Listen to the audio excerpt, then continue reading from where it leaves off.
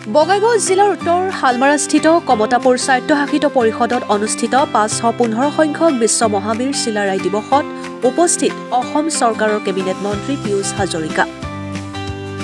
কমতাপুৰ স্বায়ত্তশাসিত পৰিষদৰ সচিবালয়ৰ সমীপত 1 কোটি ব্যয় সাপেক্ষে নিৰ্মাণ হ'বলগীয়া কমতাপুৰ অতিথিশালাৰ আধাৰশিলা স্থাপন কৰে মন্ত্ৰীগৰাকীয়ে। আধাৰশিলা স্থাপনৰ অন্তত সাংবাদিকৰ আগত কোচ ৰাজবংশী জনগোষ্ঠীৰ জনজাতিকৰণ বিষয়টো অতি শীঘ্ৰেই সমাধান হ'ব বুলি জনায় মন্ত্ৰী পীয়ুষ হাজৰিকাই। অভয়াপুৰীৰ পৰা আজিজুল ইছলামৰ ৰিপৰ্ট, অৰুণোদয় আছাম। বঙাইগাঁও জিলাত কেইবাটাও কাৰ্যসূচীত অংশগ্ৰহণ কৰিবলৈকে আহিছোঁ।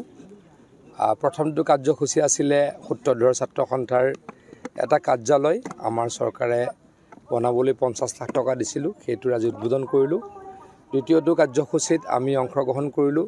ইয়াতে কমতাপুৰ স্বায়ত্তশাসিত পৰিষদে এটা অতিথিশালা বনোৱাৰ কাৰণে ব্যৱস্থা কৰিছে, তাৰ আধাৰশিলা স্থাপন কৰিলোঁ। অলপ পাছতে বিশ্ববীৰজনৰ স্মৃতিচাৰণত কেইবাখনো সভাত অংশগ্ৰহণ কৰিম।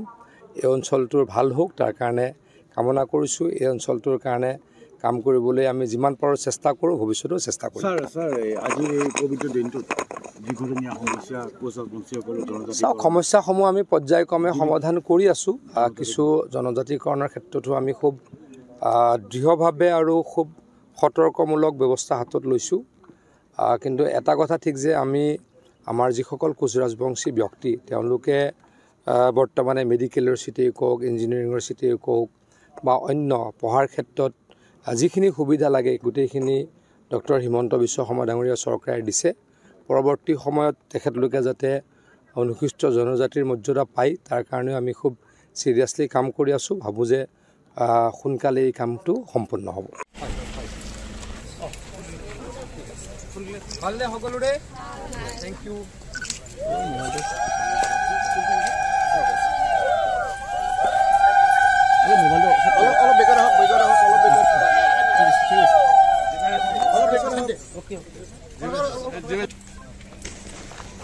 কমতাপুৰ স্বায়ত্তশাসিত পৰিষদৰ উদ্যোগত 515তম বিশ্ব মহাবীৰ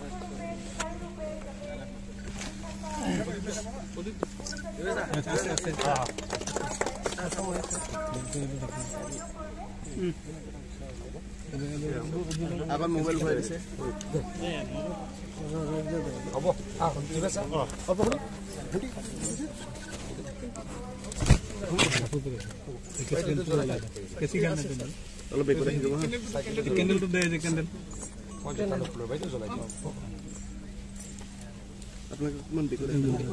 এইটো কিমানৰ ভ্ৰমণ?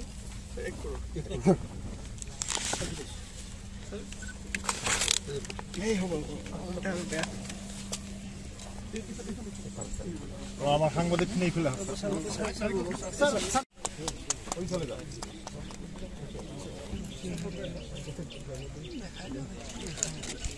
এবাৰ ইয়াত চাব।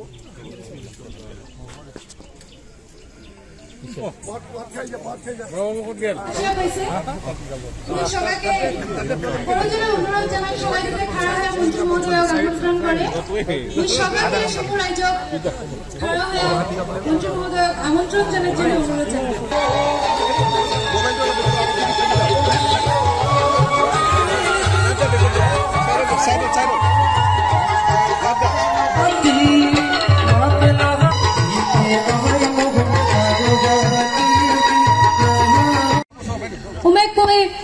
তেখেতক মই চিলাৰায় প্ৰতিমূৰ্তিত মাল্যাৰ্পণ কৰিবলৈ অনুৰোধ জনালো, লগতে পুষ্পাঞ্জলি অৰ্পণ কৰিবলৈ অনুৰোধ জনালো।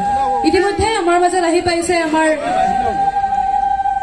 সকলোৰে আদৰৰ তথা স্নেহৰ মন্ত্ৰী মাননীয় শ্ৰীযুত পীযুষ হাজৰিকাদেৱ। তেখেতক বীৰ চিলাৰায়ৰ প্ৰতিমূৰ্তিৰ ওচৰত পুষ্পাঞ্জলি অৰ্পণ কৰিবলৈ অনুৰোধ জনালো। মই মন্ত্ৰী মহোদয়ক মঞ্চত আহি আসন গ্ৰহণ কৰিবলৈ অনুৰোধ। আজিৰ এই বিশেষ দিনটা তোমাৰ উপস্থিতিয়ে আমাক ধন্য কৰিছে, গতিকে মই ছাৰক আসন গ্ৰহণ কৰিবলৈ অনুৰোধ জনালো।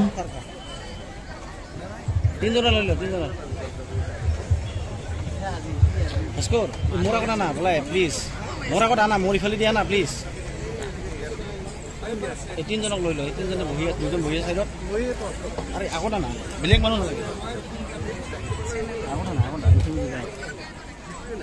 ছিঙি ল'লো বেটা দুই এখনমান ষ্টেজখন চাবি চিলাৰাই আমাৰ মাজত আহি পাইছে উপস্থিত হোৱা বঙাইগাঁও জিলাৰ আয়ুক্ত মহোদয় মঞ্চত আহি ভাষণ কৰিবৰ কাৰণে অনুৰোধ কৰিলোঁ। বঙাইগাঁও জিলাৰ আয়ুক্ত মহোদয় মঞ্চত আহিবৰ কাৰণে অনুৰোধ কৰিছোঁ। ছাৰ এইফালে চাব ছাৰ অলপ ফটো লগতে বঙাইগাঁও জিলাৰ SP মহোদয়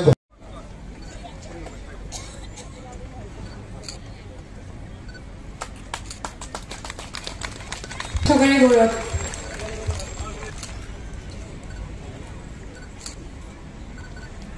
আৰু আমাৰ সন্মানীয় GM তৰুলক্য ৰায় ডাঙৰীয়াক আমাৰ অতিথিসকলক মঞ্চত আনিবলৈ কাৰণে মই অনুৰোধ কৰিছোঁ।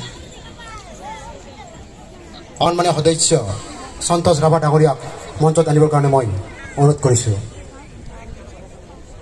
আক্ৰাসুৰ সন্মানীয় সভাপতি কীৰ্তিশ বৰ্মন ডাঙৰীয়াক আক্ৰাসুৰ সভাপতি ডাঙৰীয়াক মঞ্চত আহিবৰ কাৰণে মই অনুৰোধ কৰিছোঁ।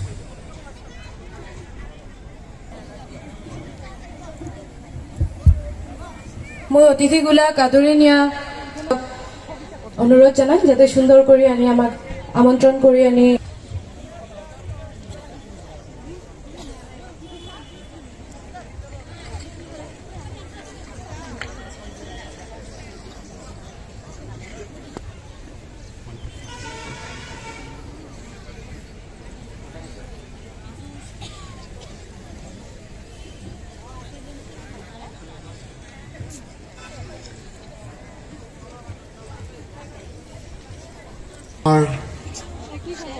চিলাৰাই ভোটাৰ আৰু আনকি পাৰিলে আমাৰ কমতাপুৰ ছাত্ৰ শাসিত পৰিষদক ভূমিৰ অধিকাৰ দিব লাগে যাতে বাংলাদেশীয় মূলৰ মানুহে আমাৰ এই অঞ্চলৰ মানুহৰ মাটি কাঢ়িব নোৱাৰে। সেই কথা সকলোৱে একেমুখে কৈছিলে। আমাৰ বঙাইগাঁৱৰ DC কাৰ্যালয়ত আমি সভা অনুষ্ঠিত কৰিছিলোঁ। আমাৰ এই বৃহত্তৰ অঞ্চলটোৰ সকলো মানুহ আহিছিলে। কলিতাসকলেই হওক, বামুণসকলেই হওক, অনুসূচিত জাতিৰ ব্যক্তিসকলেই হওক, আনকি আমাৰ বঙাইগাঁও বা আমাৰ BTADৰ বাহিৰৰ বড়োসকলে হওক, সকলোৱে আহি একেমুখে কৈছিলে যে আমাৰ কমতাপুৰৰ এলেকাৰ অধীনত থকাত কোনো অসুবিধা নাই, মাত্ৰ আমাক অলপ মৰম কৰিব লাগে, আমাৰ এজন দুজন প্ৰতিনিধি নিৰ্বাচিত হোৱাত আমাক সহায় কৰি দিব লাগে। গতিকে আমি আপোনালোকৰ লগত মানে কোচ ৰাজবংশীসকলৰ লগত একেলগ হৈ কাম কৰাৰ প্ৰতিশ্ৰুতি দিছিল। এই উদ্দেশ্যৰে আগত ৰাখি এই কথাই আগত ৰাখি আমি কমতাপুৰ স্বায়ত্ত শাসিত পৰিষদখন আমি বিস্তাৰিত কৰিবলৈ প্ৰয়াস কৰিছোঁ। এই ক্ষেত্ৰত অতি সোনকালে বিধানসভালৈকে